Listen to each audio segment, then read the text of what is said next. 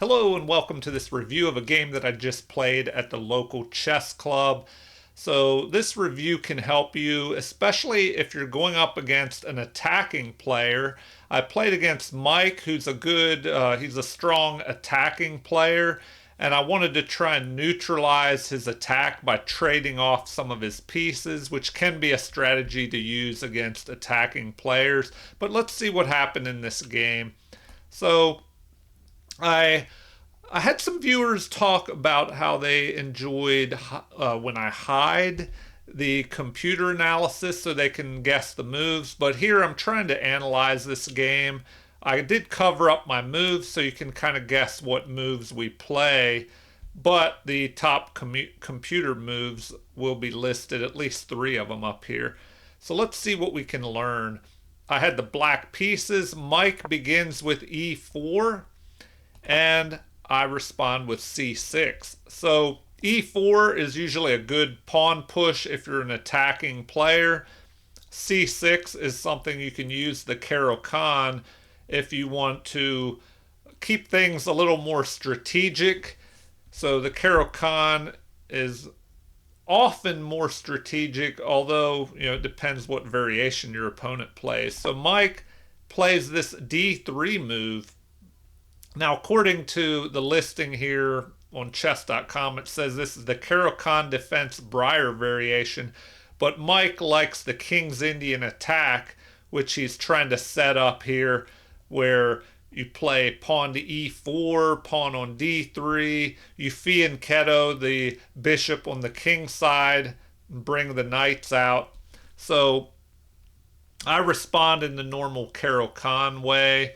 You push the c6 pawn, and that allows you to push the pawn to d5, attacking the e4 pawn. Now here he could maybe have pushed forward, trying to gain some space, but could that maybe be risky? Because if I push forward, gaining space, he would not be able to push his d pawn to defend that e pawn. The computer actually says that just knight to f3 or bishop to f4 are best here. So let's see what Mike did. He played knight to d2, and this is still a book move. Now, why is this played? Well, it helps back up this pawn in the center. So I could go ahead and capture that. He could capture with the knight instead of the pawn and try and avoid a queen exchange. So I capture, he captures with the knight to avoid, if apparently it would have been better to capture with the d pawn, because then you have this pawn further advanced. Your light squared bishop would be free to develop. Now, obviously, he didn't do that because I could capture his queen. He would have to recapture with the king, and his king would be stuck in the center. But that wouldn't be so bad once the queens are off the board. So, and in fact, that's what the computer recommends. Actually, after d takes e4, it recommends I keep the queens on the board with queen to c7. But that's not what happened in the game, so let's continue here. I press forward, developing a piece, but at the same time attacking his knight. So I'm going to threaten to take his knight. If he captures with the pawn, then I'll be able to take his queen. So Mike goes ahead and develops his bishop to f4. Apparently that's an inaccuracy, that ignoring all that and just knight to f3 would have been better. And with bishop to f4, it says that black is actually ahead here. Now the best move recommended is queen to b6. I did not play that. I tried to use my plan of exchanging off some material, especially the queens, when I'm going up against an attacking player, to kind of limit the number of attacking pieces that'll be available. So I capture, he recaptures. Now queen captures. This is not the best way to play the opening, but it still works. After we have the recapture, I'm behind in development. He has 2 pieces developed already, so I need to start doing something.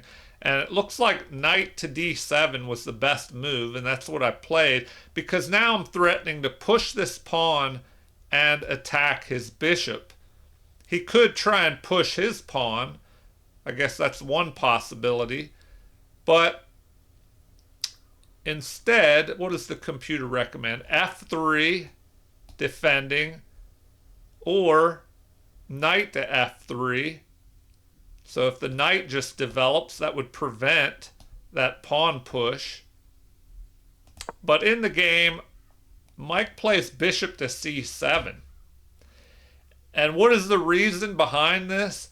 Well, if I were to immediately jump that knight forward and attack the pawn, Mike would have a back rank mate on rook to d8 here. So I need to avoid that. So I played. Now it looks like e5 would have been the best move here. g6 is second best, but I play this, and apparently that's an inaccuracy that leaves the advantage with my opponent. But that would have been probably a better move to go ahead and just push all the way up to e5 and keep space in the center equal. All right. Mike finds the best move, develops his knight. That also prevents me from playing e5, as he has the knight and the bishop both covering that. So I can't play that in the future. I continue with bishop to e7 to get rid of that possible attack with the rook here. So now knight jumps forward, applying pressure. I just decided to trade off more material. And apparently that was an inaccuracy, bringing this knight up here, that h4, gaining space on the king side, would have been better. So capture, bishop recaptures. Now I have to decide what to do here. My pawn is under attack. I thought, well, should I push forward with this pawn, then maybe push the other pawn up? But I was worried that my opponent's bishop could develop here and kind of prevent my king from castling. So I just decided to go ahead and castle, and apparently that's a mistake. So I did misplay that. I should have played f6. And then what do they recommend? Bishop. Bishop to d4. So bishop to d4. Or excuse me, bishop to d6. Let me go back and look at that. Bishop to d4. Keeping the bishop on the board. Or bishop to c3. Bishop to c7 is also possible. So maybe something like that, just retreating.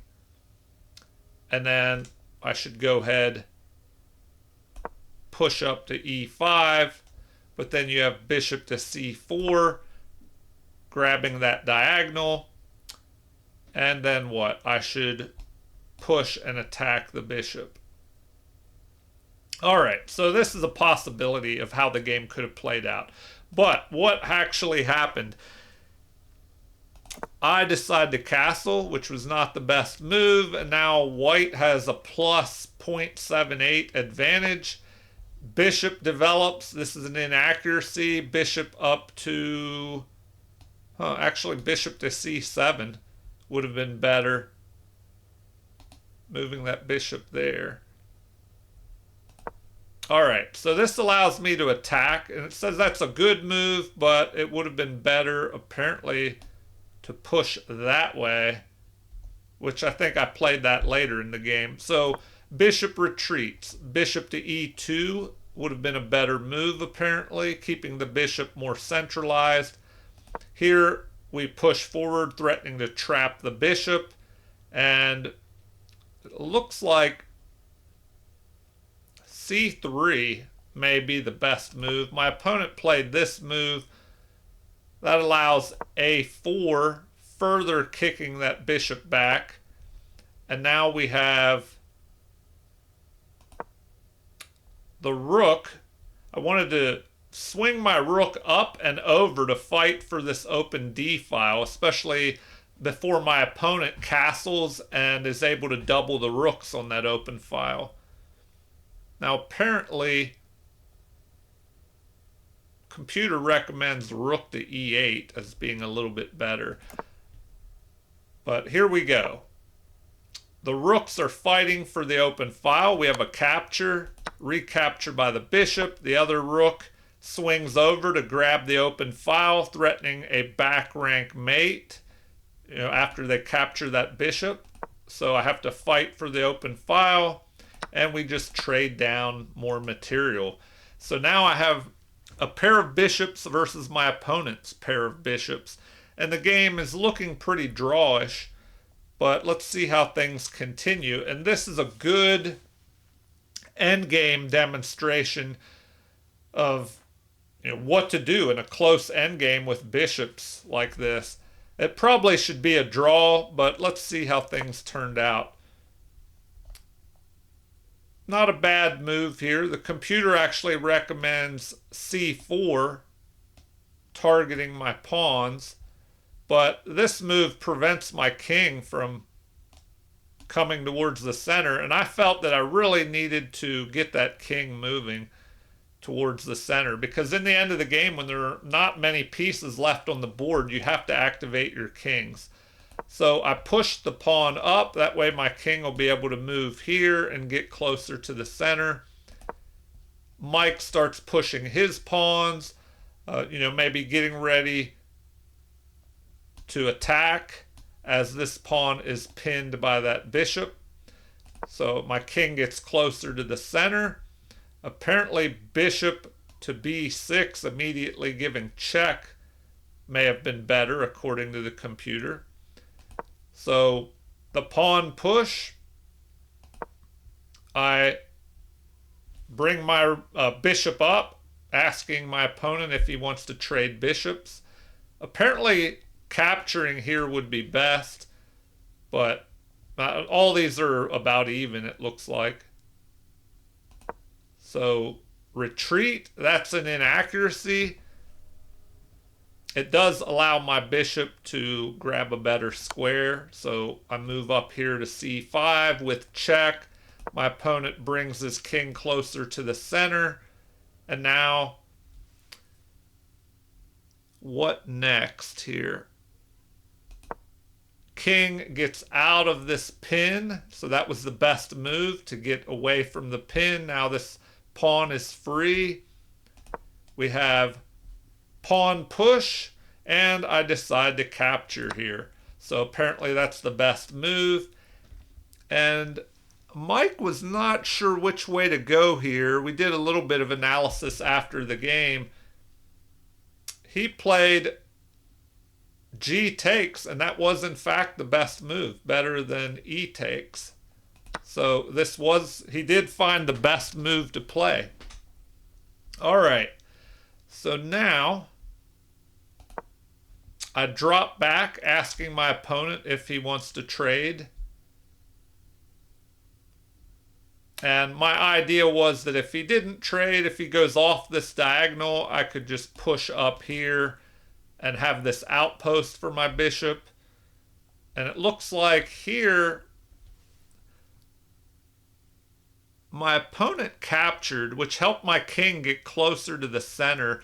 And it looks like he was also debating dropping back to g3. So it looks like bishop to g3 would be the best move. But instead, well, now the computer is recommending this move, capturing. So I capture. It gets me closer to the center. My opponent's king comes forward, and I try to trade off some pawns here. But apparently an immediate king up to g5 would have been better. So after capture, recapture, we have this pawn pushing forward. And this is where a problem occurs. They don't like this move. It's an inaccuracy, apparently. So I push here. The best thing to do is to go ahead and capture. But I guess my opponent overlooked that if he pushes, he thought this pawn could start running. But he overlooked a check. So always keep an eye on those checks. And it was a check with a fork. So this was a blunder. That's the move that pretty much caused the problems in this game, because now we have the fork, and then I can just pick that pawn off and be up a pawn. So let's see what should have been played. Apparently in this position, capture, that's the only move that keeps the game about even. And then here I can either check with the bishop or just go ahead and capture and take this passed pawn immediately. So then what is recommended?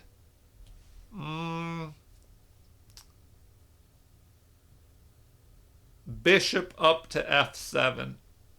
So that's the recommended way to go. Bishop to f7.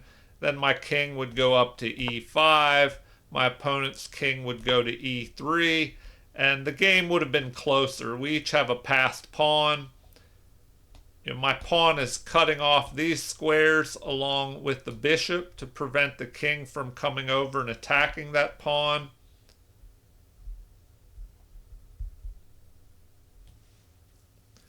But, according to the computer, it would be dead even in this position.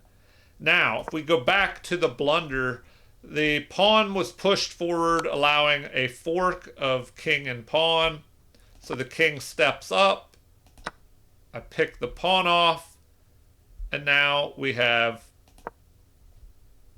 pawn to c3, which is a good move, but apparently bishop all the way to g8 is preferred by the computer.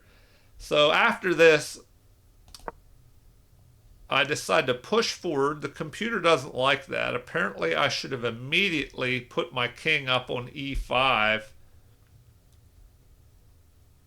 But I thought if my opponent's king stepped forward, I could just go ahead and push this pawn, attacking, driving the king back.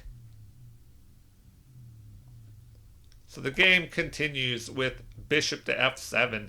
And now we have an offer to exchange. Because I'm ahead by a pawn, I just offer to exchange exchange the final pieces off here and use my extra pawn to win. So the game continues with Mike doing the right thing, avoiding the trade of bishops. I drop back. Now, why did I go here? I wanted to be able to protect all these pawns. So, I could push this one forward and this one would be protected. In case my opponent repositioned up here and started attacking.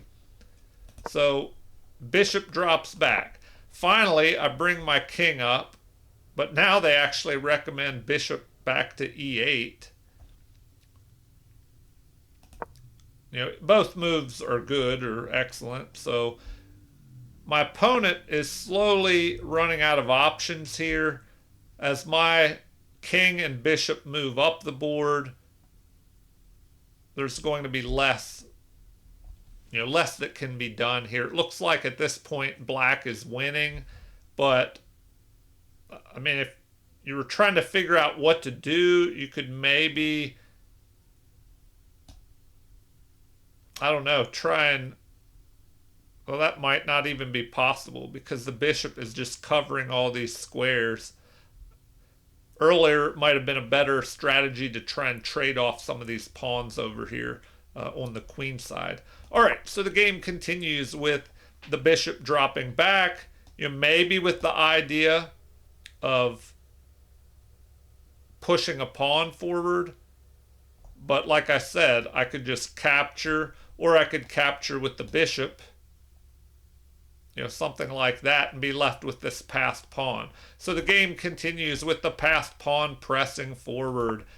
Bishop trying to just maneuver, but the options are becoming slim here.